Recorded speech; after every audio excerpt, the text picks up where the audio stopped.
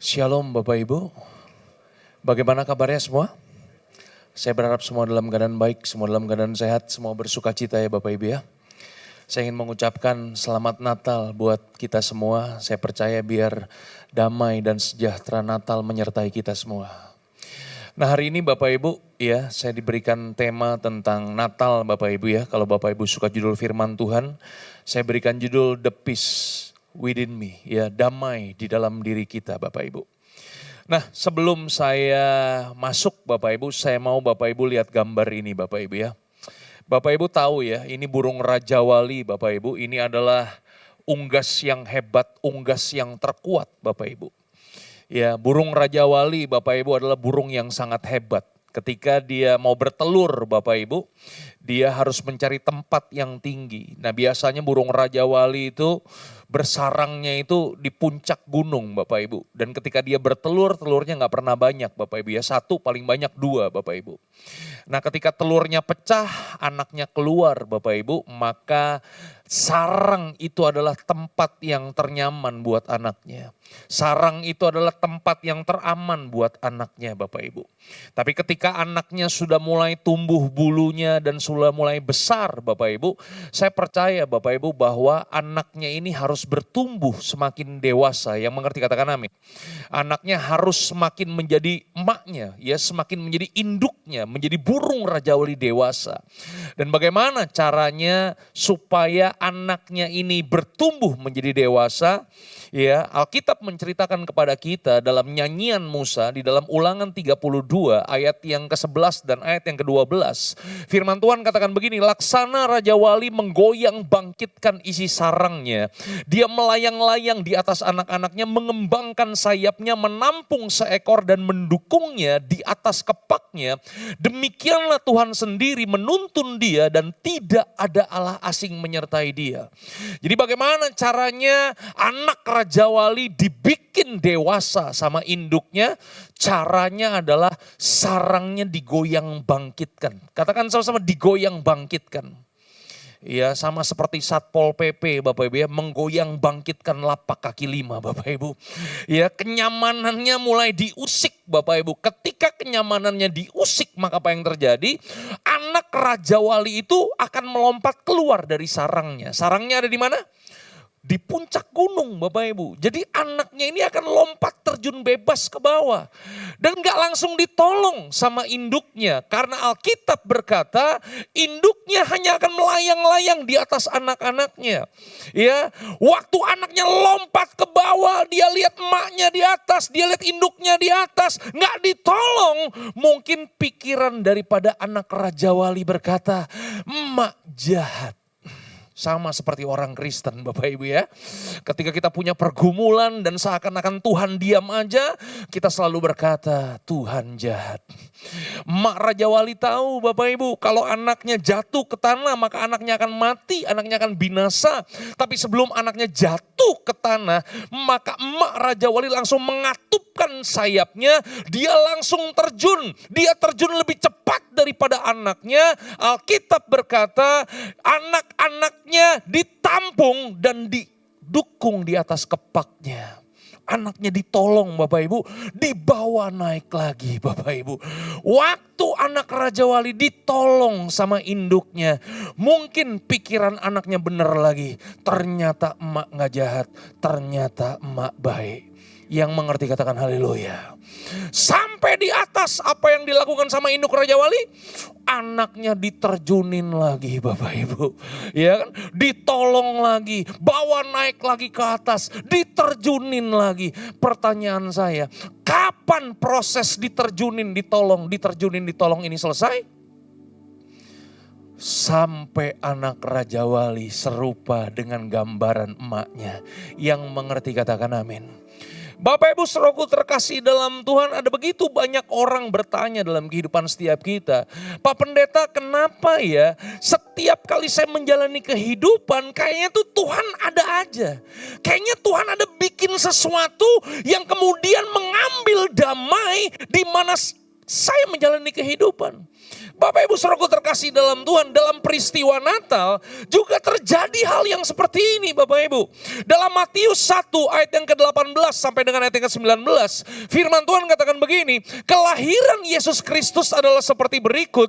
Pada waktu Maria ibunya bertunangan, katakan sama-sama bertunangan, ya, dengan Yusuf ternyata ia mengandung dari Roh Kudus sebelum mereka hidup sebagai suami istri. Karena Yusuf suaminya seorang yang tulus hati dan tidak mau mencemarkan nama istrinya di muka umum, dia bermaksud menceraikannya dengan diam-diam. Inilah yang dialami Yusuf Bapak Ibu. Yusuf akhirnya mendapatkan pasangan yang sesuai dengan hatinya, bernama Maria. Dan waktu mereka bertunangan, Bapak Ibu setuju gak? Masa pertunangan adalah masa yang indah.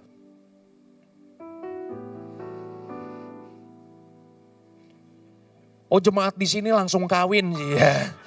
Hah? Ya minimal kasih begini-begini kayak apa? Bapak Ibu setuju gak masa pertunangan adalah masa yang indah?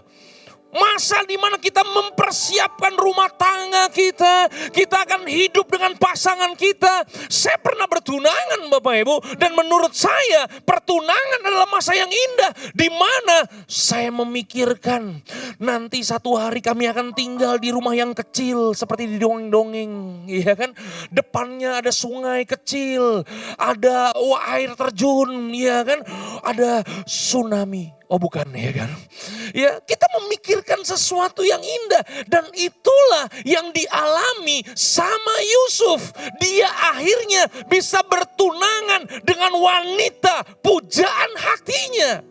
Tapi di tengah-tengah kedamaian yang dimiliki sama Yusuf, tiba-tiba Tuhan mengambil damai yang ada dalam kehidupan Yusuf. Dan akhirnya Yusuf mengetahui ternyata tunangannya hamil bahkan sebelum mereka hidup sebagai suami istri.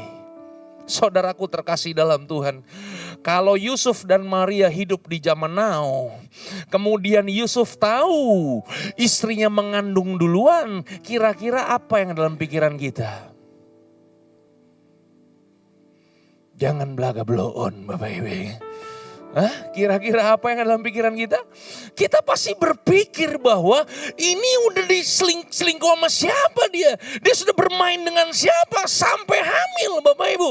Dan kita kemudian mengetahui bagaimana hancurnya perasaan Yusuf ketika damainya diambil Bapak Ibu. Halo, sesuatu yang harusnya berbahagia, sesuatu yang tadinya membuat damai, tiba-tiba Tuhan kasih sesuatu membuat damainya terambil Bapak Ibu. Saya mau kasih tahu kepada kita bahwa Yesus adalah Raja Damai. Tapi sekalipun dia Raja Damai, Yesus mampu mengobrak-abrik kenyamanan kita. Dan kalau Bapak Ibu mempelajari firman Tuhan, ada begitu banyak di mana dalam Injil Bapak Ibu, Yesus mengobrak-abrik kedamaian orang yang dekat dengan Yesus. Halo. Bapak Ibu masih ingat waktu murid-murid, ya mereka mau ke Gerasa Bapak Ibu. Mereka naik perahu dan Yesus tertidur, tiba-tiba badai menghantam kehidupan mereka. Padahal ada Yesus di situ. Halo. Tapi Tuhan izinkan badai. Tuhan mengambil damai dalam kehidupan murid-murid dengan mengizinkan damai. Halo. Kita mengerti murid-murid kekurangan. Uang yang mereka punya cuma 200 dinar. Dan uang 200 dinar tidak cukup untuk kasih makan 5.000 orang. Yesus tahu murid-murid kekurangan. Tetapi kenapa Yesus menyuruh murid-muridnya memberi makan 5.000 orang. Damai diambil. Halo. Masih kurang bukti kayaknya. Masih ingat peristiwa Lazarus? Ada dalam Alkitab itu, bacalah Lazarus. Yohanes pasal yang ke-11. Maria dan Marta, mereka mengirim kabar kepada Yesus karena saudara mereka Lazarus sudah sakit kronis Bapak Ibu. Dan sebentar lagi mungkin hampir mati. Tapi waktu Yesus mendengar kabar kalau saudara Maria dan Marta sakit, Alkitab berkata Yesus gak langsung datang. Dia menunda kedatangannya. Halo. Sampai pada akhirnya waktu Yesus datang berjumpa dengan Maria dan Marta. Maria dan Marta berkata, Tuhan, seandainya engkau tidak datang terlambat, tentu saudara kami enggak akan mati. Kenapa engkau datang terlambat? Bapak Ibu Saudaraku terkasih dalam Tuhan, sekali lagi, dia Raja Damai. Tapi kenapa dia seringkali mengambil rasa damai dalam kehidupan setiap kita? Halo. Beberapa waktu yang lalu Bapak Ibu, saya pernah melayani Bapak Ibu di sebuah persekutuan doa kantor Bapak Ibu. Ya, saya pakai casual begini aja Bapak Ibu ya di persekutuan doa kantor. Waktu saya masuk udah pujian dan penyembahan. Selama pujian penyembahan, saya merasa kok ada ibu-ibu ngeliatin saya terus. Saya tunduk kepala, ngelihat ke kiri. Saya putar lagi ke kanan, masih ngeliatin lagi. Saya lihat lagi, masih ngeliatin lagi. Sementara saya lagi khotbah, dia lihat terus. Begitu selesai ibadah persekutuan doa kantor, kami salaman. Waktu salaman dia tarik tangan saya, Pak. Saya boleh ngobrol sebentar gak sama Bapak? Weh, ada apa Bu? Kita rada ke pinggir sebentar. Kemudian dia cerita masalahnya. Saya punya tante, saya punya bibi. Bibi saya nih aktif melayani di gereja. Melayani jadi bendahara gereja, support gereja. Dengan keuangan yang dia punya. Luar biasa, keluarganya cinta akan Tuhan. Tapi kenapa ya Pak Pendeta ya? Tuhan izinkan bibi saya meninggal dunia, dibunuh sama paman saya sendiri waktu lagi tidur. Nah loh, saya juga bingung Bapak Ibu. Kenapa Tuhan izinkan itu terjadi? Saya cuma bilang begini sama dia. Bu, dalam kekristenan yang paling penting bukan bagaimana cara mati. Yang paling penting adalah bagaimana cara kita hidup. Selama bibi ibu cara hidupnya luar biasa, percayalah Tuhan pasti akan menyertai bibi ibu. Dia akan senantiasa akan duduk di samping kanan Tuhan kita.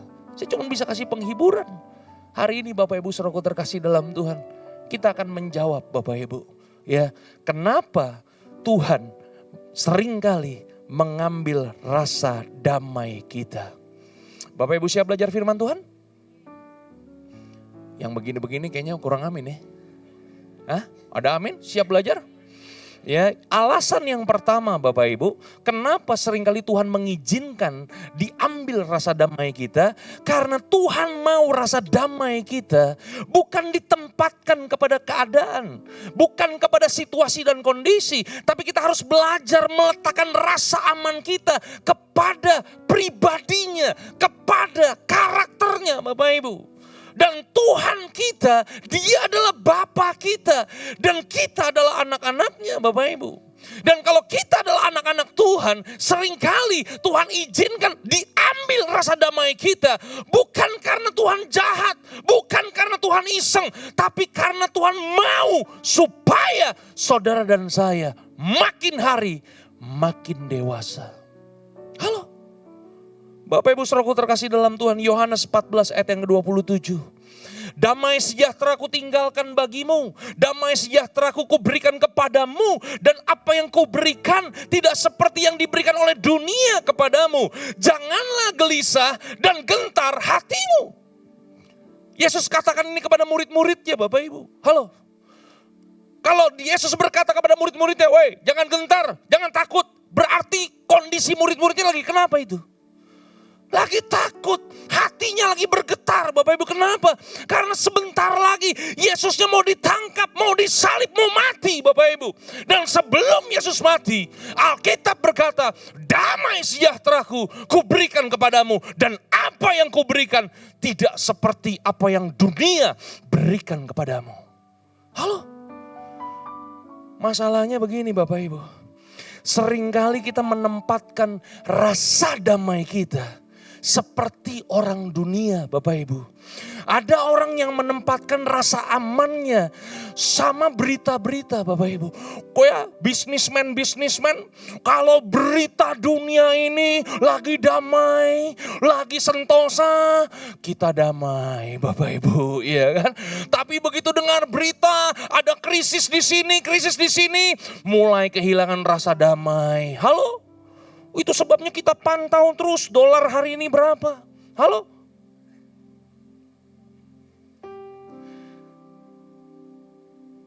Ada orang yang menempatkan rasa damainya pada selembar ceklep Bapak Ibu. Nggak tahu kenapa bisa pas Pak ya. Hah? Bener gak? Iya kan? Kalau kita ceklep ya, wah darah kita, wah kencing kita, wah kan air apa? Ya, wah kalau nggak ada bintangnya, wah kita damai, kita aman. Tapi begitu hasilnya bintang 7 cap kaki 5. Wah kan, trigliserid bintang, wah kan, darah tinggi, hipertensi bintang, dia diabetes bintang, wah semuanya bintang, kehilangan damai Bapak Ibu. Halo, masa sih kita meletakkan rasa damai kita hanya dalam selembar kertas Bapak Ibu? Ada orang yang meletakkan rasa damainya pada apa kata orang Bapak Ibu. Halo. Dulu Pak Pendeta, waktu saya masih di level bawah, orang meremehkan saya. Saya berusaha bekerja keras supaya saya masuk level medium. Wes. Tapi waktu saya ada di level medium, orang meremehkan saya. Karena orang meremehkan saya bekerja keras, masuk di level atas. Sampai di level atas, orang mulai membenci saya. Halo? Kalau hidup kita hanya divalidasi dengan apa kata orang, saya mau kasih tahu, saudara akan hidup frustasi. Halo? Hidup kita bukan berasal dari apa kata orang Bapak Ibu, betul gak sih? Dan kita semua gak bisa menyenangkan semua orang. Halo? Ada orang-orang tua di tempat ini yang meletakkan rasa amannya pada anaknya. Iya kan? Gak salah Bapak Ibu. Tujuan kita ya kan memelihara anak kita, menyekolahkan anak kita di tempat yang terbaik, kuliah di luar negeri, kita support supaya anak kita punya karir yang hebat, supaya yang ada dalam pikiran kita kan begitu, supaya nanti kalau anak saya sukses, anak saya yang akan gantian memelihara hidup saya. Tapi berapa banyak orang tua yang kemudian kecewa dengan anaknya, dia udah habis-habisan buat anaknya ketika dia tua. Anaknya taruh dia di panti jompo Bapak Ibu. Halo. Hari ini belajar Bapak Ibu. Jangan meletakkan rasa aman kita, rasa damai kita dari apa yang dunia berikan Bapak Ibu. Tapi belajar meletakkan rasa damai kita kepada pribadi Tuhan yang tidak pernah mengecewakan. Sama seperti Yusuf, dia menempatkan rasa amannya dari apa kata orang Bapak Ibu. Halo, waktu dia memamerkan pacarnya yang bernama Maria. Dan orang-orang berkata, widih pacarmu cakep, aman, damai, luar biasa. Begitu tunangannya mengandung, padahal baru bertunangan, belum pernah sentuh Maria. Alkitab berkata, diam-diam dia ingin menceraikan Maria tunangannya Bapak Ibu. Halo? Letakkan damai kita di tempat yang benar Bapak Ibu. Yang kedua, kenapa seringkali Tuhan mengambil rasa damai dalam kehidupan setiap kita. Yang kedua, karena Tuhan punya rencana yang jauh lebih besar daripada apa yang kita pikirkan dan apa yang kita bayangkan Bapak Ibu. Firman Tuhan katakan apa? Matius 1 ayat yang ke-20 dan 21, perhatikan baik. Tetapi ketika ia mempertimbangkan maksud itu, malaikat Tuhan nampak kepadanya dalam mimpi dan berkata, Yusuf anak Daud, janganlah engkau takut mengambil Maria sebagai istrimu, sebab anak yang di dalam kandungannya adalah dari Roh Kudus. Ia akan melahirkan anak laki-laki dan engkau akan menamakan dia Yesus. Baca 1, 2, 3. Karena dialah yang akan menyelamatkan umatnya dari dosa mereka. Halo? Apa yang Yusuf pikirkan? Dia hanya memikirkan, aku cuma mau punya keluarga dengan Maria. Hidup bahagia, punya anak-anak. Yang dipikirkan Yusuf cuma sebatas itu, Bapak Ibu. Tapi ternyata Tuhan punya rencana yang jauh lebih besar daripada hanya sekedar membangun keluarga. Tuhan punya rencana justru melalui tunangannya bernama Maria. Maria akan melahirkan penyelamat. Bukan penyelamat hanya untuk keluarganya, tapi penyelamat dunia ini, Bapak Ibu. Halo? Bapak Ibu saudaraku terkasih dalam Tuhan. Bagaimana dengan kisah Yusuf dalam perjanjian lama? Dua-duanya sama-sama Yusuf, Bapak Ibu. Dan dua-duanya sama-sama diambil damai sejahteranya. Halo? Yusuf dalam perjanjian lama, dia udah dapat mimpi bahwa ayahnya, saudara-saudaranya akan sujud menyembah dia. Bahkan dalam perjalanan kehidupan Yusuf, Yusuf dipercaya bapaknya jadi supervisor, Bapak Ibu. Halo, benar gak sih? Karena bapaknya berkata, coba kamu cek saudara-saudara kamu di Padang lagi ngapain. Nanti kasih laporan ke Dedi. Kan berarti diangkat jadi supervisor ya Bapak Ibu ya kan. Yang mengerti katakan amin. Saudaraku terkasih dalam Tuhan. Itulah yang membuat kemudian Yusuf diberikan jubah yang maha indah. Jubah yang maha indah ini bukan bicara masalah fashion Bapak Ibu. Halo. Jubah yang maha indah ini bicara masalah otoritas yang diberikan Yakub kepada Yusuf Bapak Ibu. Otoritas diberikan dan itulah yang membuat saudara-saudaranya menjadi iri hati. Dan kita tahu ceritanya. Yusuf kemudian dijual menjadi budak. Kita tahu kisahnya, perjalanannya menuju ke sana enggak gampang. Mimpinya enggak hari ini mimpi besok terrealisasi Bapak Ibu. Enggak gampang Bapak Ibu saudaraku terkasih dalam Tuhan. Tapi Yusuf mengerti dan Yusuf tahu apa yang dia rancangkan Bapak Ibu. Belum ada apa-apanya daripada apa yang Tuhan rancangkan dalam kehidupannya. Itu sebabnya Yusuf berkata kepada saudara-saudaranya, kamu memang mereka-rekakan yang jahat terhadap aku, tapi Tuhan menyuruh aku mendahului kalian supaya aku memelihara satu bangsa yang besar. Yang mengerti katakan haleluya. Halo. Bapak Ibu percaya bahwa rancangan Tuhan jauh lebih besar daripada rancangan kita? Itu sebabnya hari ini Bapak Ibu, jangan berprasangka buruk sama Tuhan. Jangan curiga sama Tuhan. Karena di balik semuanya itu, Tuhan punya rencana yang lebih besar daripada rencana kita Bapak Ibu. Halo. Itu sebabnya hari ini saya mau kasih tahu. Penundaan itu baik buat kita.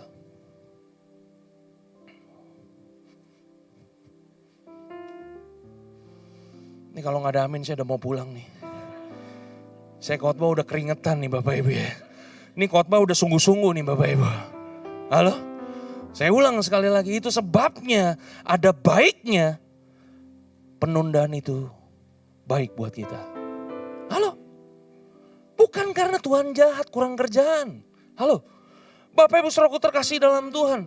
Waktu bangsa Israel keluar dari tanah Mesir, tanah perbudakan Bapak Ibu. Itu kalau mereka jalan lurus Bapak Ibu, ya mungkin 2 minggu nyampe lah Bapak Ibu. Halo? Kalau naik bus ya 8 jam Bapak Ibu, betul gak sih? Tapi kenapa Tuhan menunda mereka sampai di tanah terjanji? Kenapa Tuhan menunda mereka sampai di tanah Kanaan Bapak Ibu? Mereka harus muter-muter tertunda 40 tahun di padang gurun. Halo? Bukan karena Tuhan jahat dan iseng Bapak Ibu. Tapi Tuhan mau supaya ketika bangsa Israel sampai kepada tanah terjanji. Mereka menjadi umat yang matang. Katakan sama-sama matang. Halo? Ada yang doyan makan durian di sini? Yang doyan makan durian lambaikan tangannya. Katakan sebelah kanan, sebelah kiri, jangan lupa ajak pendeta yang depan sana itu. Pendeta itu juga ada yang makan durian. Saya baru pulang dari Medan kemarin hari Kamis Bapak Ibu ya. Di Medan waduh duriannya dahsyat. Urapannya beda Bapak Ibu. Ya kan? Sama seperti makan durian Bapak Ibu. Betul gak sih? Durian yang enak dimakan itu yang matang Bapak Ibu. Betul gak? Tapi kalau durian itu terlalu cepat kita petik, maka dia akan keras dan tawar. Kalau terlalu lama kita petik, maka dia akan busuk Bapak Ibu. Tapi kalau tepat pada waktunya, maka durian itu akan matang. Halo? Itu sebabnya ada kalanya. Penolakan itu juga baik buat kita. Ditunda sama Tuhan, ditolak, itu baik buat kita. Kenapa? Karena Tuhan sedang mempersiapkan jalan yang paling baik buat kita Bapak Ibu. Betul gak sih? Ada beberapa orang di tempat ini yang kepengen banget pacaran. Yang kepengen banget menikah. Sehingga dia menggunakan berbagai macam cara. Dia download berbagai macam aplikasi. Tebar pesona dari berbagai macam pasangan wanita. Wah, tas. Ya 10 orang lumayan, 2 orang nyangkut. Betul gak Bapak Ibu? Ya kan? Wah kita pakai foto yang terbaik, pakai baju yang terbaik. Wah kita fotonya juga di luar negeri Bapak Ibu. Ya kan gak mau ya kan di mall ini apa namanya? Di Wang ini gak mau dia. Di luar negeri, wes Jepang, Korea. Wis, begitu ketemu beneran Bapak Ibu. Masya Allah. Ternyata Bapak Ibu ya kan. Orangnya model kayak begini kan biasa begitu Bapak Ibu ya. Betul gak sih? Akhirnya dia ditolak. Ya kan? Di WA gak dibales-bales lagi. Bahkan foto WA-nya udah gak kelihatan lagi. Iya kan? Udah diblok Bapak Ibu, di delete ya kan. Ada begitu banyak orang mengalami penolakan Bapak Ibu. Saya mau kasih tahu, itu bukan karena Tuhan jahat, karena Tuhan baik sama saudara. Saudara diizinkan ditolak karena Tuhan mau mempertemukan saudara kepada pasangan hidup yang terbaik buat saudara. Yang mengerti berikan tepuk tangan yang paling meriah buat Tuhan kita Yesus Kristus. Ada amin Bapak Ibu? Saya dulu juga begitu Bapak Ibu. Halo? Saya masuk pelayanan gak langsung khotbah Bapak Ibu. Masuk ruang 4x4. Katakan 4x4. 4 gulipat. Saya masuk ruang doa dulu Bapak Ibu ya. 9 bulan di ruang doa. Ketemunya gak ada yang cakep Bapak Ibu. Encim ya kan. Doa saya kan jadi pendoa syafaat Bapak Ibu ya kan. Aduh. Kalau dulu di gereja saya Bapak Ibu mau pelayanan mimbar begini mesti audisi Bapak Ibu. Ya kan. Ikut Bapak Ibu audisi. Main bass. Dahsyat. Lulus Bapak Ibu puji Tuhan. Tapi gak pernah dijadwal di gereja. Di jadwalnya pelayanan-pelayanan panti jompo, ya kan, pelayanan-pelayanan orang susah, main bassnya Bapak Ibu, ya kan, audisi lagi Bapak Ibu, ya kan, jadi worship leader, saudara ngertilah suara saya keras dan menghancurkan. Ya kan gak lulus audisi Bapak Ibu, ya kan, ditolak beberapa kali. Ternyata penolakan baik buat saya. Tuhan sedang mengarahkan saya. Itu bukan tempatmu Dieter, tempatmu menjadi pengkhotbah. Dahsyat. Yang mengerti katakan amin. Katakan sebelah kanan sebelah kiri, jangan berprasangka buruk. Jangan curiga sama Tuhan. Oke, ditunda itu baik Bapak Ibu, ditolak itu baik Bapak Ibu. Yang mengerti katakan amin. Klik sekali lagi Bapak Ibu, ya masih ada. Ya, yang ketiga Bapak Ibu, ya kenapa seringkali Tuhan mengizinkan rasa damai kita diambil sama Tuhan. Yang ketiga, supaya kita percaya yang bisa membuat damai yang sejati hanyalah Allah Immanuel, Allah beserta dengan kita. Halo? Matius 1 Bapak Ibu, ya ayat yang ke-22 sampai 23, perhatikan baik. Hal itu terjadi supaya genaplah yang difirmankan Tuhan oleh Nabi. Sesungguhnya anak itu akan mengandung dan melahirkan seorang anak laki-laki. Dan mereka akan menamakan dia siapa? Immanuel, yang berarti Allah menyertai kita. Halo? Bapak Ibu Saudaraku terkasih dalam Tuhan. Biasanya mau masuk tahun baru, banyak ramalan. Halo? Benar gak? Mama Lauren. Ada yang kenal Mama Lauren? Dulu sering muncul tuh Bapak Ibu ya. Setiap kali mau pergantian tahun, Mama Lauren. Iya kan? Cek dan recheck. Masuk di silet Bapak Ibu. Masuk di garpu, ya kan, sendok semua. Masuk dia semua infotainment Bapak Ibu. Dia kasih prediksi Bapak Ibu, ya kan. Mama Lauren. Ya ini bukan ramalan Bayu. Apalagi Ki Joko Bodo. Ini bukan yang meramal, bukan Roy Kiyoshi. Ya itu mah udah hancur Bapak Ibu, ya kan. Halo.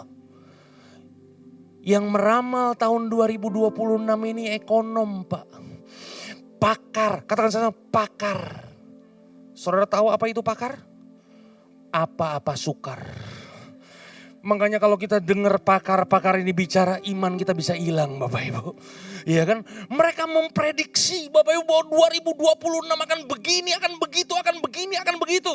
Bapak Ibu saudaraku terkasih dalam Tuhan, saya mau kasih tahu bahwa begini Bapak Ibu. Hidup kita tidak pernah ditentukan dari apa kata pakar Bapak Ibu.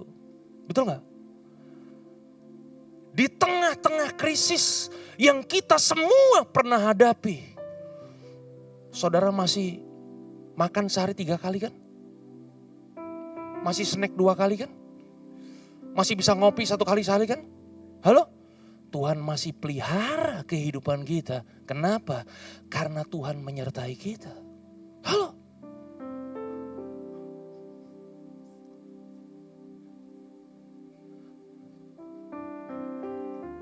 Klik sekali lagi. Baca baik-baik. 1, 2, 3. Baca 1, 2, 3.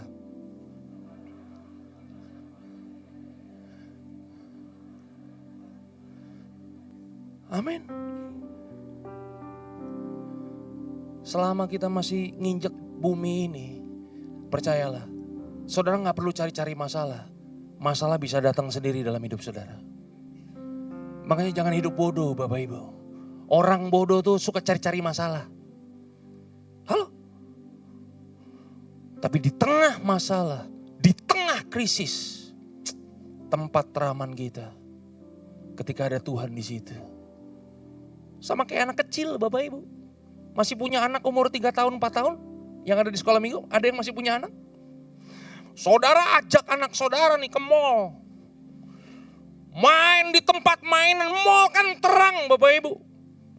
Tempat mainan itu kan rame Bapak Ibu. Coba saudara tinggal. Saya mau nanya, anak saudara takut gak? Nangis gak? Kenapa dia takut? Kenapa dia nangis? Gak ada orang tuanya. Gak ada bapaknya Bapak Ibu. Halo? Tapi sekalipun anak kita berjalan dalam kegelapan. Saudara ya kan gendong anak saudara di tengah kegelapan. Kanan kiri kuburan. Saudara sebagai bapaknya ada takut Bapak Ibu ya kan. Tapi saya mau kasih tahu. Tapi selama anak saudara ada di gendongan saudara. Halo, berjalan bersama dengan saudara. Sekalipun anak itu berjalan dalam tempat yang gelap. Anak itu gak pernah takut Bapak Ibu. Kenapa anak itu gak pernah takut? Karena dia berjalan bersama dengan bapaknya. Makanya tempat teraman bukanlah tempat yang tidak ada badai. Tempat teraman adalah tempat di mana ada Tuhan di situ bersama-sama dengan kita. Ada amin? Klik sekali lagi Bapak Ibu. Ada yang tahu ini? Ya mungkin udah pernah Google ya Bapak Ibu ya. Tahu ya Horatio Spafford Bapak Ibu. Bersama dengan istrinya Anna Spafford Bapak Ibu. Siapa mereka? Mereka adalah pengacara terkenal Bapak Ibu. Bukan hanya sekedar pengacara tapi bisnismen. Dia punya bisnis properti yang luar biasa Bapak Ibu. Banyak asetnya Bapak Ibu. Mereka punya 5 anak. 1 anak yang paling kecil Bapak Ibu. Ya, usianya 4 tahun Bapak Ibu. Dan punya 4 anak perempuan. Jadi total anaknya berapa? Ada 5 Bapak Ibu. Tahun 1847 anaknya yang berusia 4 tahun meninggal dunia karena demam berdarah Bapak Ibu. Dan itu mengakibatkan duka cita buat keluarga ini Bapak Ibu. Belum selesai anaknya meninggal dunia Bapak Ibu. Hari itu di kota mereka mengalami kebakaran yang luar biasa bernama Chicago. The Great Fire Bapak Ibu. Halo? Dan itulah yang membuat properti daripada Horatio Spafford habis semua, asetnya terlalap api Bapak Ibu. Mereka mengalami duka cita Bapak Ibu.